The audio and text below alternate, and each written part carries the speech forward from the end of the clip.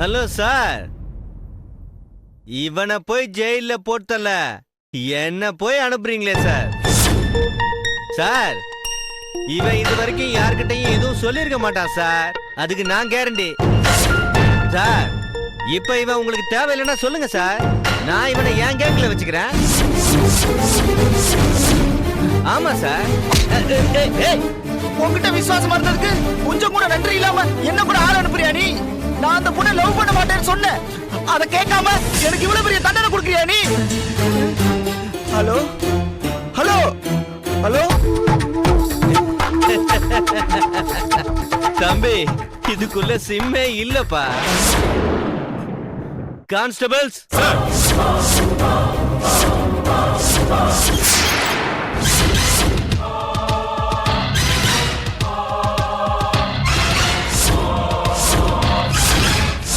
போய் உக்காரு.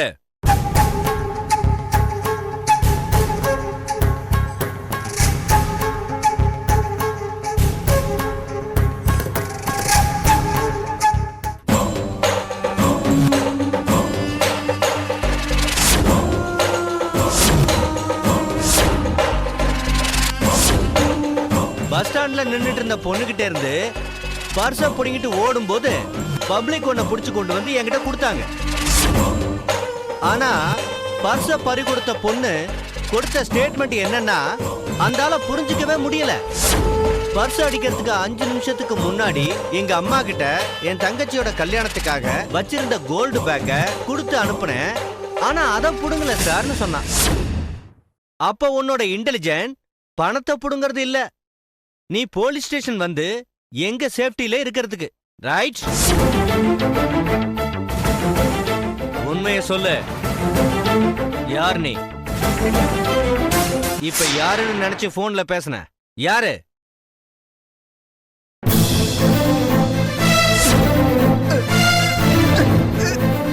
என்னாச்சு உனக்கு? கான்ஸ்டபிள் சார், டாக்டருக்கு போன் பண்ணுங்க. Okay sir. என்னாச்சு? அந்த அந்த பொண்ணு நரபலி கொடுக்க. நரபலியா? ஆமா.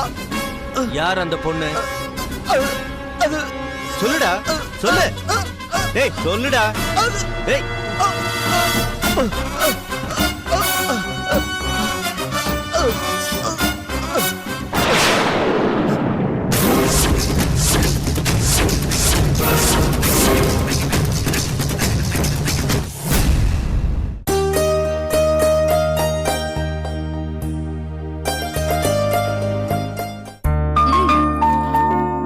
கோடம்பாக்கம் வரைக்கும் ட்ரெயின்லயே போயிடுறேன்.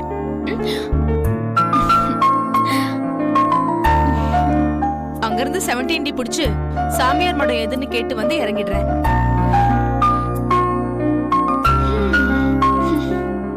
இது வரைக்கும் நான் மென்டலா கிளியரா இருக்கேன். அங்க போய் இறங்கினதுக்கு அப்புறம் போன் பண்றேன். அப்போ மீதி அட்ரஸ் சொல்லு. ஒரே டைம்ல கேட்டா நான் கன்ஃபியூஸ் ஆயிடுவேன். ஓகேவா? பாய். அம்மா, என்ன பண்ணிட்டு இருக்கீங்க? உனக்கு தண்ணி குடுக்கறதுக்காக நிக்கிறேம்மா. எங்க நின்ன? நான் அந்த பக்கம் போனா அங்க வர, இந்த பக்கம் போனா இங்க வர, அங்க போனாலும் வர, இங்க போனாலும் வர, எங்க போனாலும் என் பின்னாடியே வந்துட்டு இருக்க. குடி. என்ன பண்ண சொல்ற? சாப்பிடும்போது போன் பேசாத சொன்னா கேட்க மாட்ற. அதுக்கு பேசிட்டு இருக்கும்போது சாப்பாடு தொண்டையில மாட்டி விக்கிக்குச்சுன்னா என்ன பண்றது?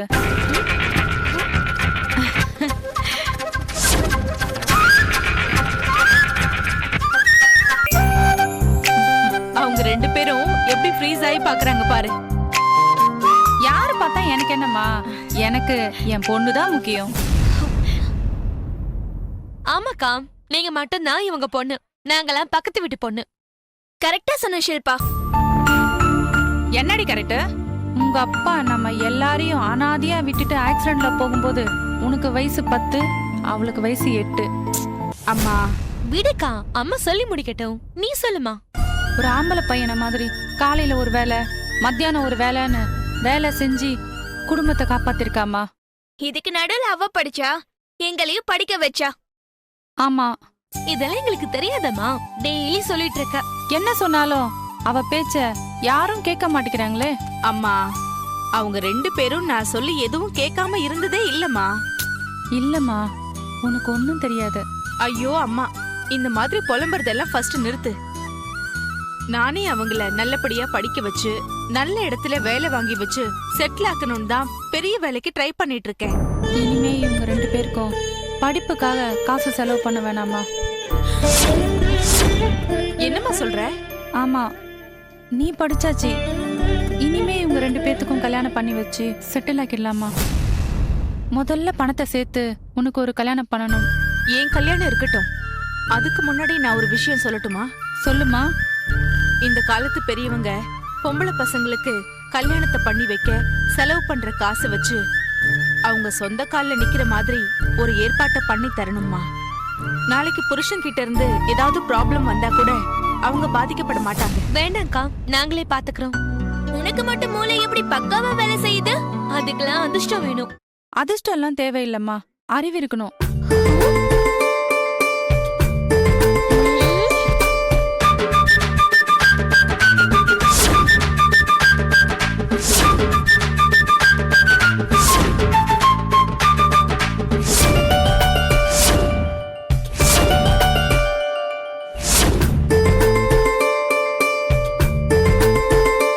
என்னங்கடி அம்மாவை இப்படி முறைக்கிறீங்க? அப்பப்ப இப்படிதான்க்கா ரைட் பெஞ்ச் அடிக்கிறாங்க. இங்க குடுமா. ஹலோ, கிளம்பிட்டியா சுனந்தா? கிளம்பிட்டேன் சார். சரி, சீக்கிரம் வாமா. Okay sir. என்னாச்சு? நம்ம நரபலிக்கு தேவைப்படுற பொண்ணு நம்ம வலையில விழுந்தாச்சு சுவாமி.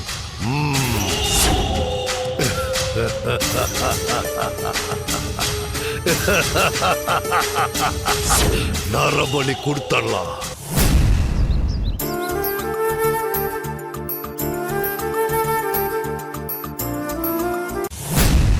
Sir, tea.